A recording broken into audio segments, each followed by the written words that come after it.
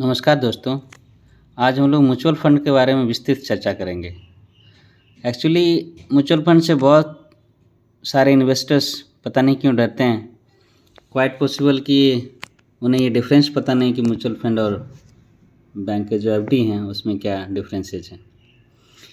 Mutual fund देखिए एक type का, यहाँ पे मैंने लिखा हुआ, मैंने पहले लिख दिया है। म्यूचुअल फंड एक टाइप का इन्वेस्टमेंट है, एक टाइप है, एक इन्वेस्टमेंट है। जैसे आप अपना कहीं मॉर्टगेज मान के चलिए, कहीं ज़मीन खरीदते हैं, गोल्ड में इन्वेस्ट करते हैं या कुछ भी और फाइनेंशियल इंस्ट्रूमेंट में इन्वेस्ट करते हैं, उसमें रिटर्न आती है। फाइनली भी कोई इन्वेस्टमेंट का जो पर्पस होता है, हम क्यों इन्वेस्टमेंट करते हैं? फाइनली प्रॉफिट के लिए।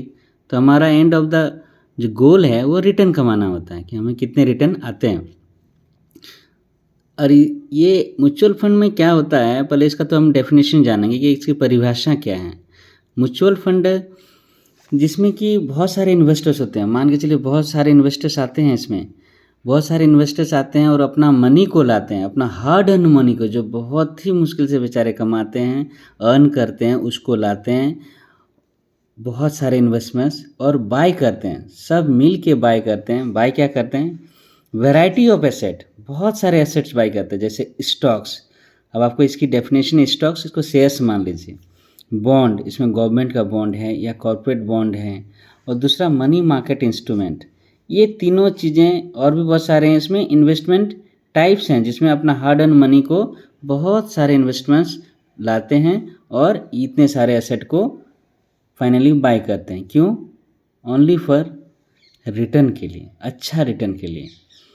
तो यहाँ पे यही है म्यूचुअल फंड कि म्यूचुअल फंड में जो, इसके बाद मैं इसको म्यूचुअल फंड दूसरी टाइप से मैं ये समझा सकता हूँ कि इसका जो रिटर्न है on an average by the passage of time बहुत ज़्यादा होते हैं, कंपाउंडेड होते हैं और बहुत ही ज़्यादा होते हैं।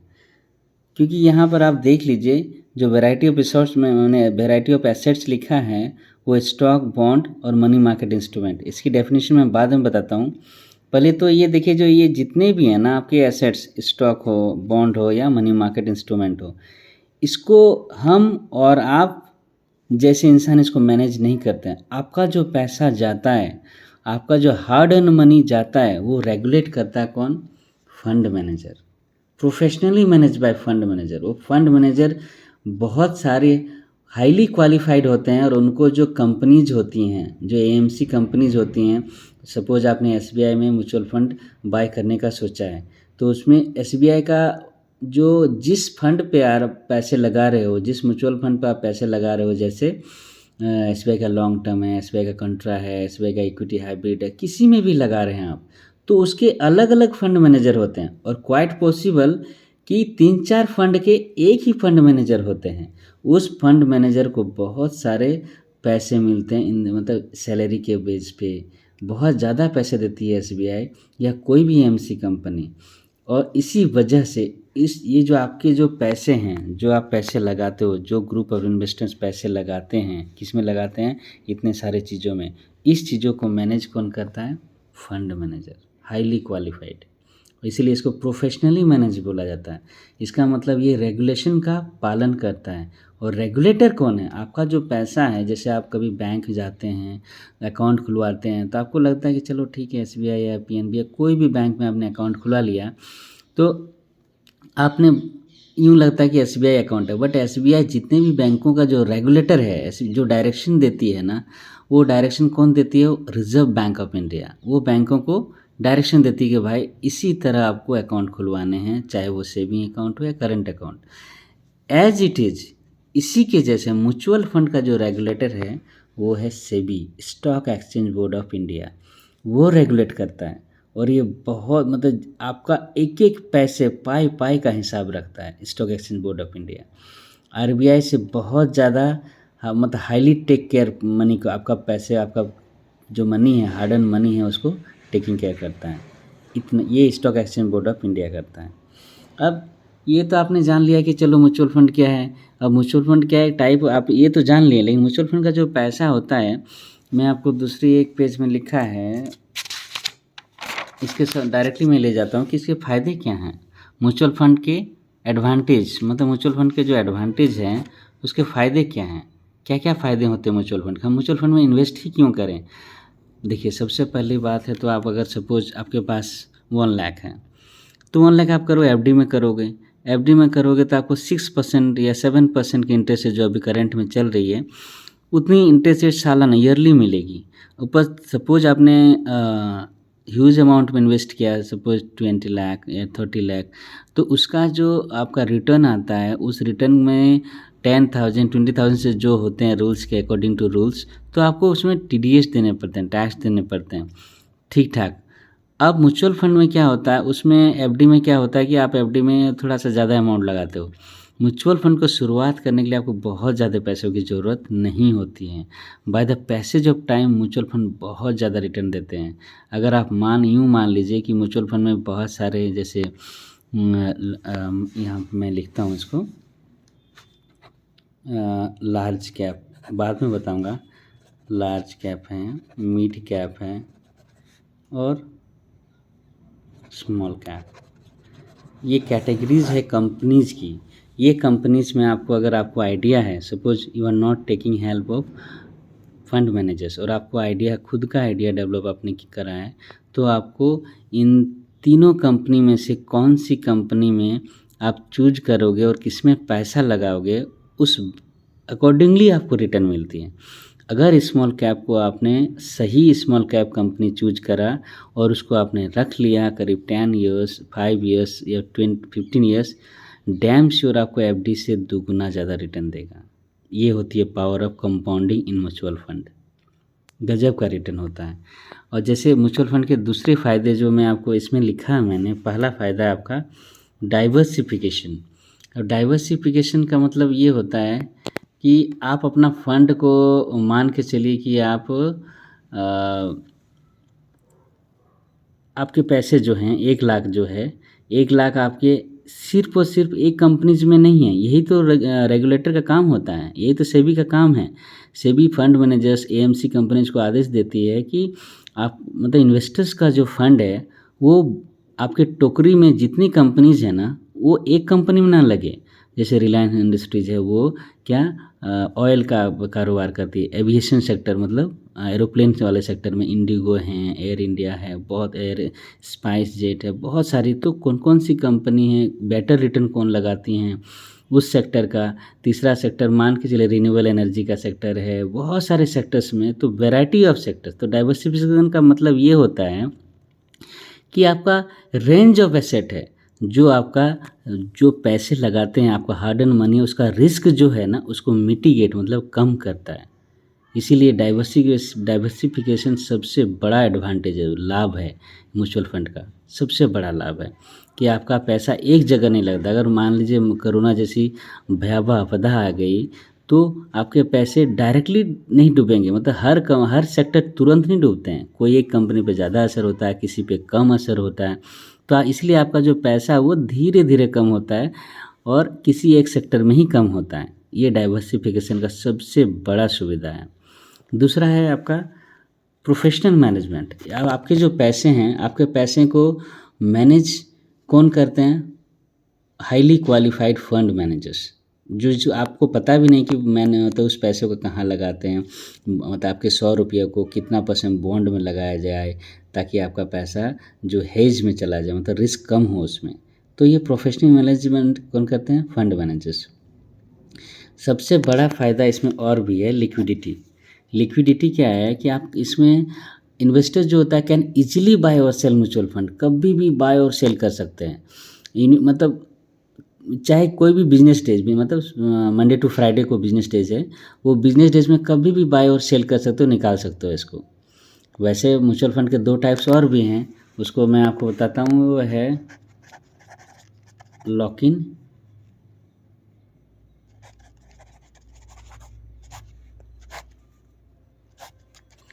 मतलब लॉक इन पीरियड का एक और है कि इसमें कि आप 3 साल तक जो आप पैसे लगाओगे वो 3 साल तक निकाल नहीं सकते। तो ये लॉक इन पीरियड में कभी कभार, और कभी कभार यूँ कहिए कि इसमें बहुत सारे बार क्या होते हैं कि इसमें ज़्यादा रिटर्न मिलते हैं, क्योंकि आपके पैसे को ब्लॉक किया जाता है। इसीलिए इसमें इसको अगर मैं यूँ कहूँ ओपन एंडेड और close ended. Open ended means आपके पैसा आप आज बाय करो, कल सेल करो, 10 दिन बाद सेल करो, बट क्लोज एंडेड में आज अगर बाय कर लेते हो तो 3 साल तक आप 3 ईयर्स तक आप नहीं निकाल सकते। ये ओपन एंडेड और क्लोज एंडेड वेराइटीज़ है, दो ही टाइप है। अगर यूँ कहें बड़े मतलब बड़े टाइप में अगर बात करें तो म्यूचुअल फंड के दो ही टाइप हैं, ओपन एंडेड और क्लोज एंडेड। अब उसके टाइप्स हैं। चलिए हम लोग बात करते हैं एडवांटेज की। तो हमने क्या देखा, डाइवर्सिफिकेशन, मतलब बहुत सारे आपके पैसे एक जगह नहीं लगते हैं, बहुत सारे जगह लगते हैं और रिस्क आपका कम हो जाता है। प्रोफेशनल मैनेजमेंट, आप जान ही रहे हैं, हाईली क्वालिफाइड फंड मैनेजर्स होते हैं, बहुत ज़्यादा सैलरी मिलती है उनको इस चीज़ के लिए। और लिक्विडिटी मीन्स आप कभी भी अपने पैसे को निकाल सकते हो, जब भी ज़रूरत है, आज आपने सेल करा 2 दिन में खाते में आ जाते हैं। अफोर्डेबिलिटी का मतलब ये होता है ना कि आप 500 रुपये से भी शुरुआत कर सकते हो, जो इसको SIP बोलते हैं, systematic investment plan. Mutual fund में दो चीज़ें और हैं, है ना। म्यूचुअल फंड का आपका जो पैसे लगाते हो वो एक लमसम है और दूसरा SIP। सपोज आपके पास पैसे नहीं हैं, आपके पास ह्यूज अमाउंट में पैसे नहीं हैं, 1 लाख 2 लाख नहीं हैं, तो आप उसको, सैलरीड आदमी हो तो आप क्या करो, उसको SIP में इन्वेस्ट करो। मीन्स 500 रुपया मिनिमम अमाउंट से भी आप इन्वेस्ट कर सकते हो और ये सेम रिटर्न देंगे जो आपको लमसम वाले देंगे। लमसम मतलब आपके पास 3 लाख है, 4 लाख है, वो एक बार में इन्वेस्ट कर देते हो। तो दोनों ही बराबर है, जिसके पास पैसे नहीं होते हैं वो भी इन्वेस्ट कर सकते हैं म्यूचुअल फंड में कम अमाउंट में, और जिसके हैं वो तो कर ही सकते हैं। इसलिए इसको अफोर्डेबिलिटी बोला गया है। इसका एडवांटेज ये भी है। दूसरा है वैरायटी। मतलब देर इसमें क्या होता है, मतलब यूँ कहूँ कि there is a diverse range of mutual fund catering to different risk appetite. इसमें वैराइटीज़, मतलब आपका जो इन्वेस्टमेंट गोल है ना, इसको देखिए, आप यूँ थोड़ी है म्यूचुअल फंड में इन्वेस्ट, कोई भी आप पैसा मान के चलिए, आप कोई और इन्वेस्टमेंट गोल्ड लेते हैं। गोल्ड क्यों ले रहे हैं, ये आपको यूँ लगता है कि आज से 10 साल बाद गोल्ड का वैल्यू, गोल्ड का रिटर्न इतना % हो जाएगा और मेरा जो मैंने सोचा है, जो मैंने गोल बना, लक्ष्य बना के रखा कि मुझे इतना % रिटर्न होने से मेरा काम चल जाएगा, मेरे बच्चों की पढ़ाई हो जाएगी या बिटिया की शादी हो जाएगी। तो इस तरह गोल बना के आप कोई भी इन्वेस्टमेंट करते हो, तो ये यहाँ पर जो आपके गोल है वो वैरायटी टाइप के गोल्स हैं। अगर आपको लगता है कि आप हाईली रिस्क आदमी हो तो आप इक्विटी में इन्वेस्ट करोगे। इक्विटी मतलब टाइप्स ऑफ म्यूचुअल फंड में इक्विटी आती है, उसमें इन्वेस्ट करोगे। आपको अगर पैसा 3 साल तक नहीं चाहिए तो लॉन्ग टर्म में इन्वेस्ट करोगे। तो इस तरह के बहुत सारे आपके पास अवसर हैं, अपॉर्चुनिटीज़ हैं, जो आप वैरायटी ऑफ म्यूचुअल फंड में इसको आप लगा सकते हो। इसके आपका टाइम होरिजन के रूप में भी आप इसको देख सकते हैं कि आप कितने समय के लिए लगा सकते हो, कितने कम समय के लिए लगा सकते हो। तो ये वैरायटी सिर्फ और सिर्फ म्यूचुअल फंड में है। इसमें ट्रांसपेरेंसी है। अगला जो एडवांटेज है वो ट्रांसपेरेंसी है, मतलब आपको क्लियर कट दिखता है। इवन आप कोई भी म्यूचुअल फंड खरीदोगे, बाय करोगे, तो आपको एक ऐप दिए, मतलब ऐप मिलेंगी, जैसे कैम्स है, CAMS कैम्स है। SBI में कर दोगे तो इन्वेस्ट ऐप है, SBI का इन्वेस्ट खुद का ऐप है। तो उसमें आप ट्रांसपेरेंट है, कभी भी कुछ भी दे सकते हो। आपके फंड कहाँ कितना आपका जो फंड है वो उसके यूनिट का प्राइस, अभी लेटेस्ट यूनिट का प्राइस क्या है, या कौन से सेक्टर में लगा हुआ है, ईजिली यू कैन वॉच। आप आराम से उसको देख सकते हो, उसमें कोई वो नहीं है, आप खुद भी मैनेज कर सकते हो। इवन सपोज आपको ये अच्छा नहीं लग रहा कि चलो मेरा फंड जो है वो इस सेक्टर में नहीं लगना चाहिए, आपको लग रहा है कि उस सेक्टर में लगना चाहिए, तो आप इसको ट्रांसफ़र भी कर सकते हैं। और सबसे मतलब ये जो एक और एडवांटेज हो, टैक्स एफिशिएंसी। मीन्स अगर आप गवर्नमेंट सैलरीड पर्सन हो और आपके टैक्स लग रहे, आप मान के चलिए कि आपको 1.5 लाख टैक्स लग रहा है, तो आप 1.5 लाख म्यूचुअल फंड में ईयरली इन्वेस्ट कर सकते हैं और उसको 80C के तहत आपको टैक्स का रिबेट फुल मिलेगा और वो उसमें रिटर्न भी बहुत अच्छा है। इसको SBI में अगर आप इन्वेस्ट करते हो तो SBI का लॉन्ग टर्म इक्विटी फंड है जो टैक्स बेनिफिट देती है। टैक्स बेनिफिट ये आपको देती है और आपको 3 साल तक आप ये लॉक इन हो जाता है, पैसा ब्लॉक हो जाते हैं, बट इसका रिटर्न बहुत ह्यूज है। अभी का मार्केट में एग्जांपल तो मैं अभी दूंगा दिखा के, बट बिफोर 8 मंथ्स एक्चुअली एक कस्टमर ने इन्वेस्ट किया था लॉन्ग टर्म इक्विटी फंड में और आज उसकी रिटर्न आप बिलीव नहीं करेंगे 40% है। This is the real advantage of mutual fund. ये फ़ायदा है म्यूचुअल फंड का। और रेगुलेशन की बात तो मैंने पहले ही कर दी कि सेबी एक ऐसा वॉच डॉग है, एक ऐसा पेरेंट है, आप बिलीव नहीं करोगे कि ये कि आपके पैसा के एक एक पाई का वो हिसाब रखता है। वो रेगुलेटर सेबी है। अब हम इसमें थोड़ा ये बात कर ले, चलिए आपको मैं कुछ एग्जांपल देके समझाता हूँ। जो एग्जांपल इसके टाइप्स ही बता देता हूँ आपको। वैसे तो बहुत सारे टाइप्स हैं म्यूचुअल फंड के, बहुत ज़्यादा टाइप्स हैं। जैसे मान के चलिए इक्विटी, यहाँ पे मैंने लिखा है इक्विटी फंड है, डेट फंड है, हाइब्रिड फंड है और टैक्स सेवर है, और फाइनली इंडेक्स 5 को मैंने कैटेगराइज किया है।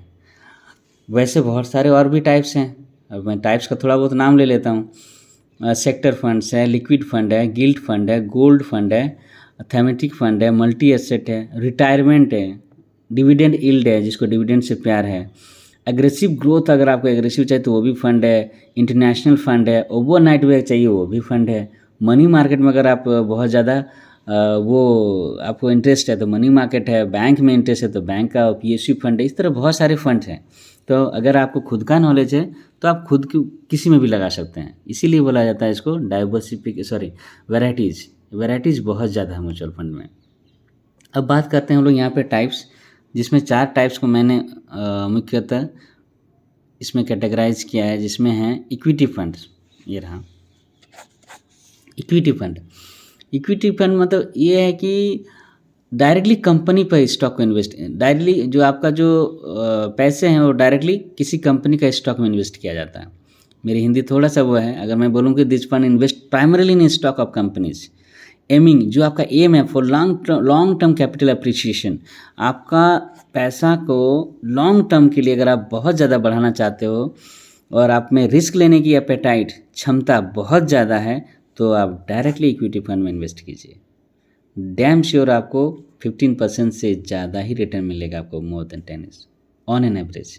ऐसे तो बहुत ज़्यादा अभी मिल रहे हैं, उसको देखिए आपको कभी ग्रेडी नहीं होना चाहिए, लालची नहीं होना चाहिए, बट उसमें रिटर्न ज़्यादा। डेट फंड क्या है कि debt fund normally fix return का मान के चलिए डेट फंड है। ये गवर्नमेंट सरकारी बॉन्ड में, कॉरपोरेट बॉन्ड में और जितने भी डेट इंस्ट्रूमेंट जो फिक्स रिटर्न देते हैं, अगर आपको 8% 9% से प्यार है तो आप डेट फंड में भी लगा सकते हैं। और हाइब्रिड फंड का मतलब ये होता है ये इक्विटी प्लस डेट दोनों का मिक्सचर, दोनों आधा आधा या 70-30 का रेशियो या 50-60-40 का रेशियो, वो होते हैं हाइब्रिड फंड। तो आप इसके अंदर जो भी आएंगे म्यूचुअल फंड के टाइप्स वैराइटीज़ आप उसमें इन्वेस्ट कर सकते हैं। आप सैलरीड हो और टैक्स सेविंग करना चाहते हैं, 3 लाख तक विदिन 3 ईयर्स तक आपको पैसे की ज़रूरत नहीं हो, लॉक इन पीरियड कराना चाहते हो तो आप टैक्स सेवर स्कीम में आप पैसे लगा सकते हैं। मेरा बेस्ट जिसको कुछ नहीं आता है सीधे वो इंडेक्स फंड में लगा दे पैसा, क्योंकि इंडिया अगला कितने साल तक ग्रो करेगी या कर रही है और पूरे वर्ल्ड वाइड का मार्केट है इंडिया, कितने साल तक ग्रो करेगी आप सेंसेक्स देखिए पता चलता है। आज से 1 साल पहले सेंसेक्स देखिए और अभी का सेंसेक्स देखिए, ज़मीन आसमान का फर्क था। आपका रिटर्न भी सेंसेक्स के अनुसार मिलेगा। तो डायरेक्टली इंडेक्स फंड में लगा दीजिए, मतलब इंडिया पे लगा दीजिए। नहीं भरोसा, अगर आपको इंडिया पे भरोसा है तो आप इंडिया पे पैसा लगा दीजिए, वो इंडेक्स फंड आता है। मतलब एफडी से बहुत ज़्यादा आपको रिटर्न मिलेंगे। ये है, आप लमसम बता ही दिया। अब मैं कुछ एग्जांपल आपको इसमें देना चाह रहा हूँ। एक मिनट दोस्तों,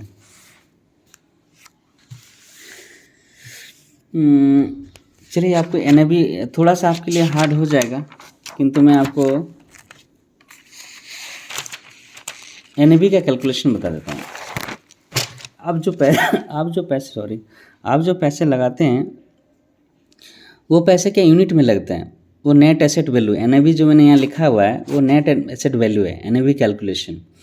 एनएवी का फार्मूला जो जिस फंड में आप पैसा लगाते हो उसमें टोटल एसेट कितनी है और उस फंड में सपोज उसकी लाइबिलिटीज़ कुछ है, उसने कुछ पैसे को कहीं और लगाया हुआ है, कुछ लाइबिलिटीज है उसको माइनस कर देते हैं। तो टोटल जिस फंड, सपोज एसबीआई का हाइब्रिड में आपने लगाया हुआ है, उसका मैं अभी एग्जांपल के तौर पे आगे थोड़ा बताने वाला हूँ। तो आपने उसका जो टोटल एसेट है और उसकी कुछ लाइबिलिटीज़ होंगी, दोनों को माइनस करेंगे और उस फंड का कितने पूरे मार्केट में, पूरे ऑल ओवर वर्ल्ड में, ऑल ओवर इंडिया में कितने शेयर्स हैं, नंबर ऑफ आउटस्टैंडिंग शेयर, कितने शेयर पड़े हुए हैं, तो ये दोनों को माइनस करके जितने शेयर से डिवाइड कर देंगे, भाग दे देंगे, तो आपका एनएवी आ जाएगा। अब मैं इसको आपको एग्जांपल के तौर पर बताता हूँ। ये देखिए,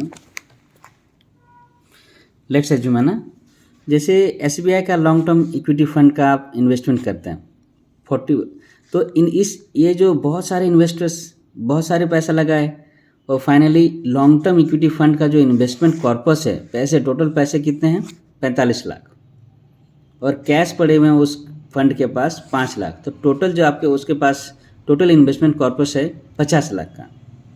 लेकिन कुछ लाइबिलिटीज़ भी हैं, कुछ लाइबिलिटीज मतलब वो किसी को देने हैं या लोन ले रखा है, कुछ भी ले रखा है, तो लाइबिलिटी मान के चलिए आप 10 लाख है।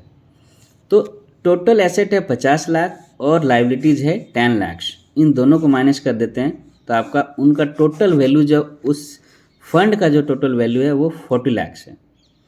अब मान के चलिए कि जितने सारे इन्वेस्टर्स हैं पूरे मार्केट में, उस इन्वेस्टर्स के पास टोटल शेयर मिला के आप 4 लाख शेयर मार्केट में पड़ा हुआ है, और इसको आउटस्टैंडिंग शेयर बोलते हैं जो करंट में मार्केट में है।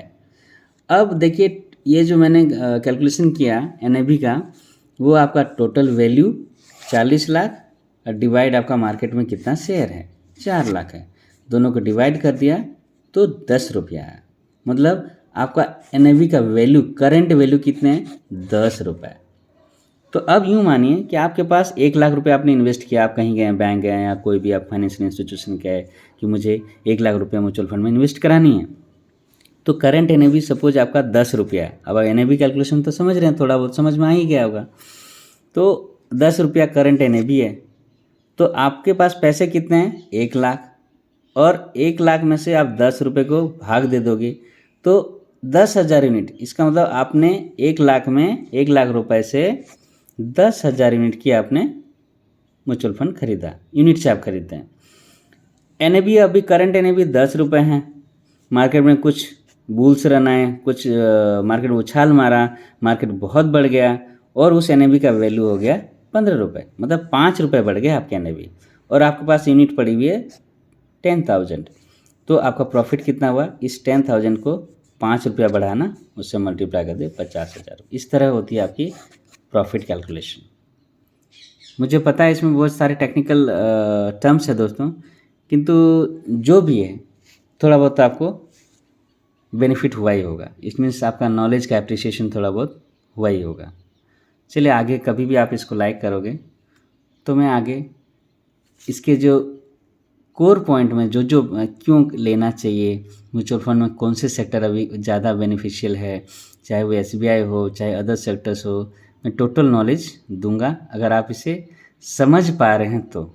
थैंक यू दोस्तों फॉर योर पैसन सुनने के